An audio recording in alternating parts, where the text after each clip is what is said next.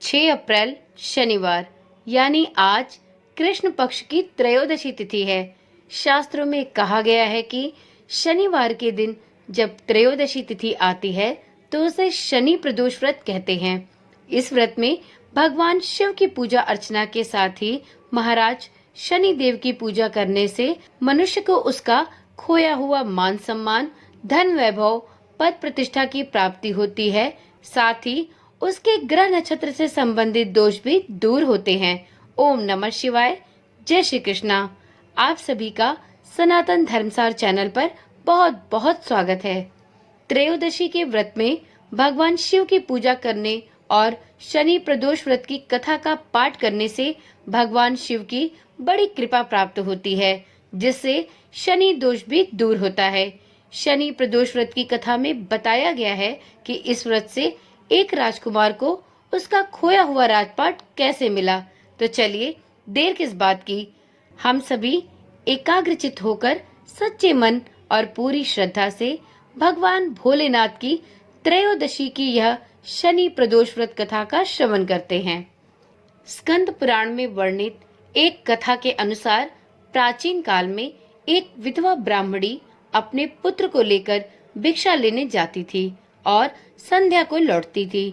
एक दिन जब वह भिक्षा लेकर लौट रही थी तो उसे नदी किनारे एक सुंदर बालक दिखाई दिया जो विदर्भ देश का राजकुमार धर्मगुप्त था। शत्रुओं ने उसके पिता को मारकर उसका राज्य हड़प लिया था। उसकी माता की मृत्यु भी अकाल हुई थी। ब्राह्मणी ने उस बालक को अपना लिया और उसका पालन पोषण करने लगी। कुछ समय पश्चात ब्राह्मणी दोनों बालकों के साथ देवयोग से देव मंदिर गई। वहां उसकी भेंट ऋषि शांडिल्य से हुई।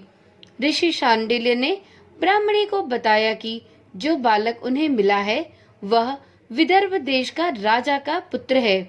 वह विदर्भ देश के राजा का राजकुमार है जो युद्ध में मारे गए थे और उनकी माता को ग्राह ने अपना भोजन बना लिया था। ऋषि शांडिल्य ने ब्राह्मणी को प्रदोष व्रत करने की सलाह दी। ऋषि आज्ञा से दोनों बालकों ने भी प्रदोष का व्रत रखना शुरू कर दिया। एक दिन दोनों बालक वन में घूम रहे थे, तभी उन्हें कुछ गंधर्व कन्याएं नजर आईं।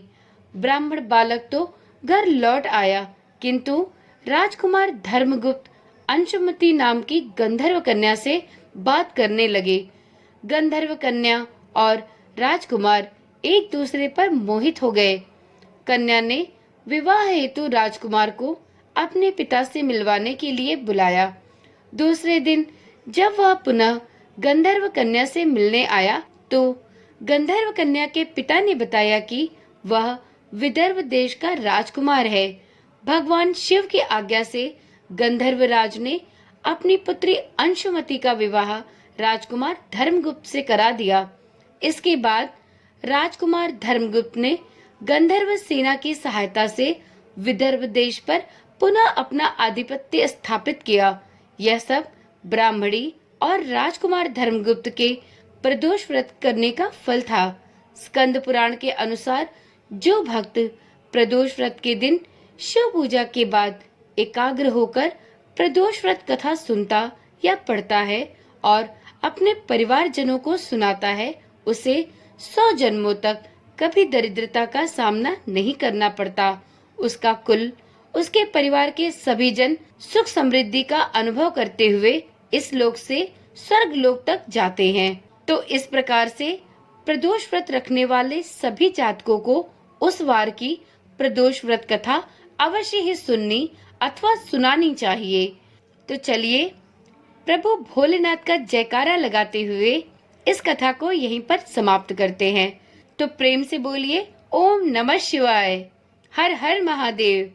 मित्रों, वीडियो में सुनाई गई कथा यदि आपको रुचिकर लगी हो तो इसी प्रकार की कथाएं और रोचक जानकारियां पाने के लिए इस चैनल के साथ जुड़े रहे।